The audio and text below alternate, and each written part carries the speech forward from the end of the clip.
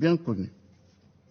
Dans une note que j'ai ici et que j'aimerais donner à qui veut la voir, donc intitulée « Note à Monsieur le représentant spécial du secrétaire général des Nations Unies, chef de la MONUSCO », rédigée par Monsieur Kalev Mutonde, qui était l'administrateur général de l'ANR, l'Agence nationale de renseignement.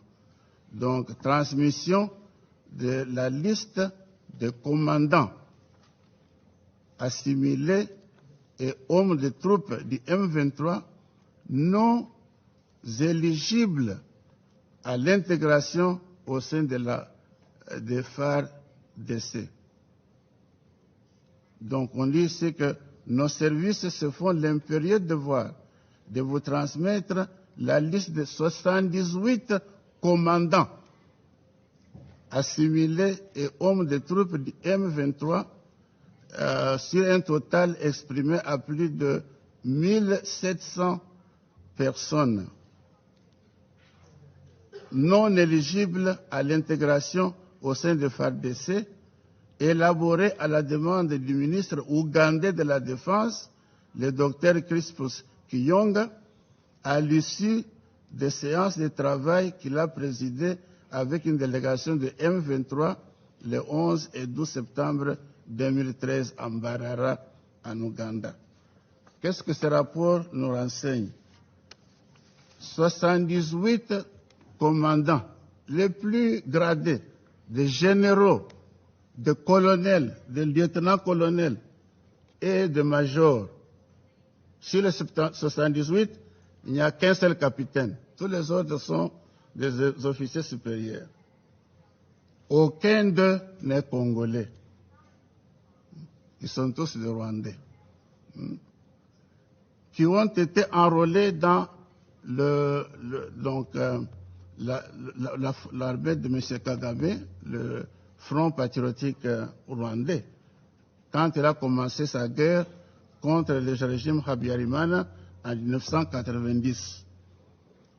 Après avoir pris Kigali et le Rwanda, ils sont entrés dans le RCD Goma, Rassemblement congolais pour la démocratie. Et comme vous le savez, quand Laurent Kabila a pris le pouvoir, le commandant, le chef d'état-major général de l'armée congolaise était un officier rwandais, James Kabarebe. Ce n'est pas un Congolais, un officier rwandais. Son adjoint, Dan Monyosa, également rwandais. Donc, ce qui fait que les Rwandais sont entrés dans notre armée.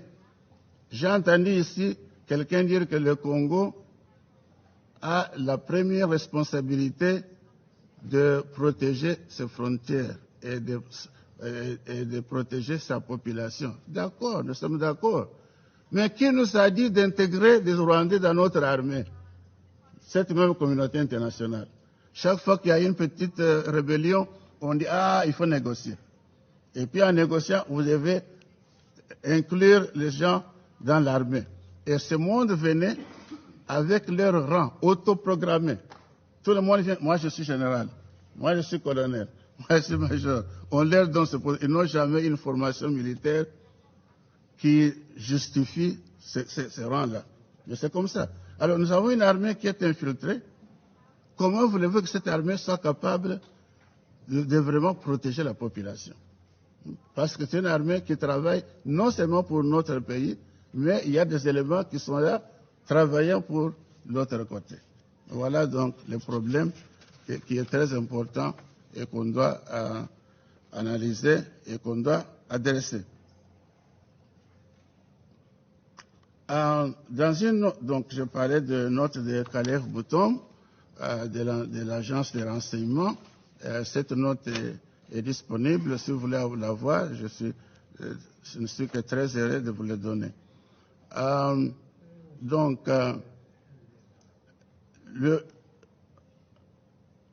je peux vous donner quelques noms de ce monsieur. Donc, après le Rassemblement démocratique le Rassemblement congolais de la démocratie qui a été formé en 1998, il y a eu la formation du Congrès national pour le développement du peuple, de Laurent Nkunda. Cette organisation était aussi contrôlée par le Rwanda. Bosco Ntaganda, qui est né, grandi au Rwanda, est venu au Congo avec Laurent Kabila, est entré dans le système que dirigeait James Kabarebe, et voilà, il est devenu aussi membre du RCD Goma. Par après, il a rejoint Laurent Nkunda dans le CNDP, et puis il est devenu le premier dirigeant du M23.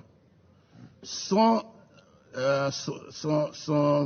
assistant, enfin son numéro 2, c'est M. Sultani Makenge. Vous le verrez, il est dans la liste des gens qui étaient à Nairobi pour négocier d'être réintégré dans l'armée congolaise. Il s'appelle maintenant général. Au Congo, il était colonel. Donc, M. Sultani Makenge a commencé sa formation dans les forces de Kagame depuis l'Ouganda, avant donc la prise du Rwanda par le régime. Donc, vous voyez qu'il s'agit d'une milice de l'armée rwandaise et non pas. Il se peut qu'il y ait des Congolais, je n'en doute pas. Il se peut qu'il y ait des Congolais dans le M23. Mais le groupe est contrôlé par le Rwanda.